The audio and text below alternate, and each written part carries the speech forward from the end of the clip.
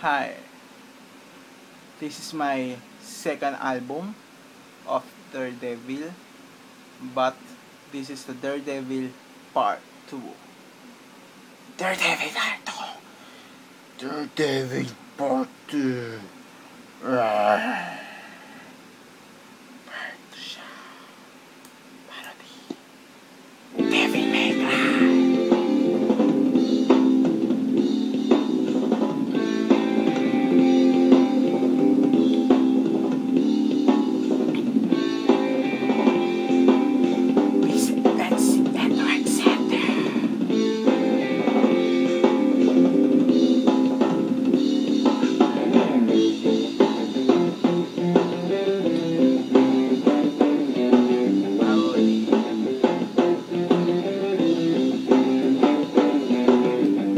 Anong balita na naman narinig ko? Ganun pa rin, pasaway na naman mga ito. Mga kawatay talagang pasaway, hindi na lang dito, magkalimutan na ang lahat, ayoko nang lumagay.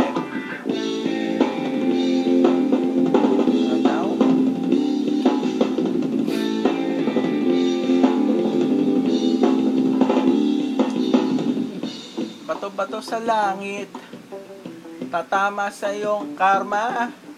Alam naman natin kung ano ang tama at mali. Basta ang karma hindi na-expire, ito'y paulit-ulit. Parang ang buhay natin ito'y sirang plakang sira.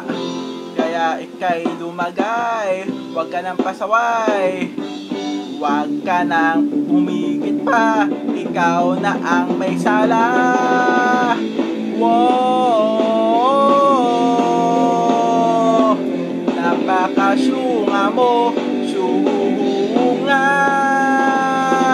Sinong tama, sinong mali, kayo na ang manghusga. Kayo mga syunga, syunga, syungangers. Ew! Tanga! Eng-eng naman!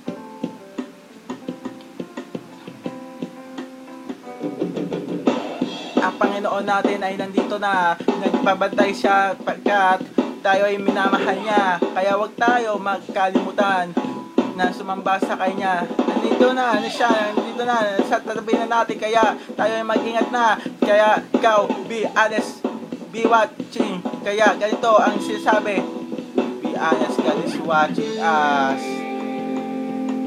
Di ko na maranasan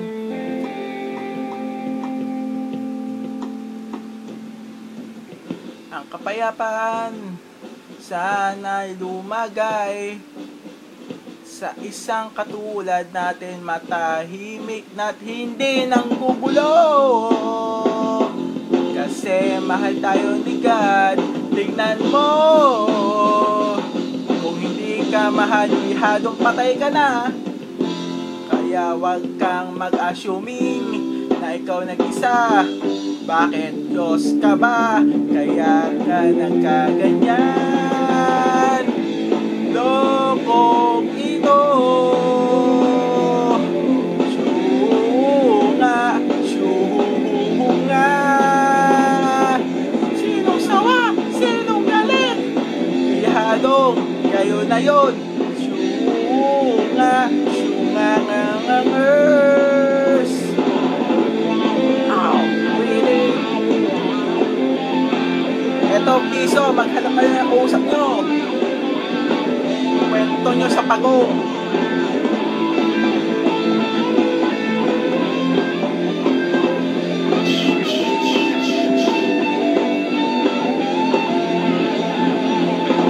Sinong mali? Sinong tama? Kayo na ang humusga. Syunga, syunga nga. Wow,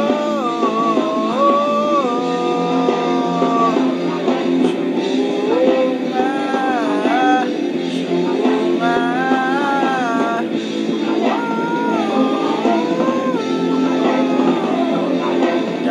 na ang syunga.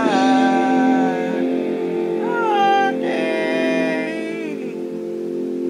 Ang syunga ay in the Japanese word of tanga, which is ginagamit na ng mga kabataan natin ito.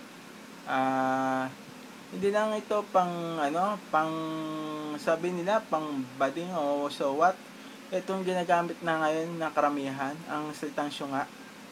Kaya ginamit na natin ito bilang mga tunay na lalaki at babae rin na ito na ang uso for today, ang words na to.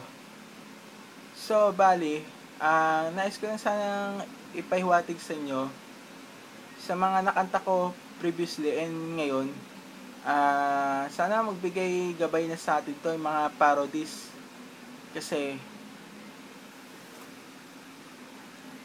be honest, God is watching us forever.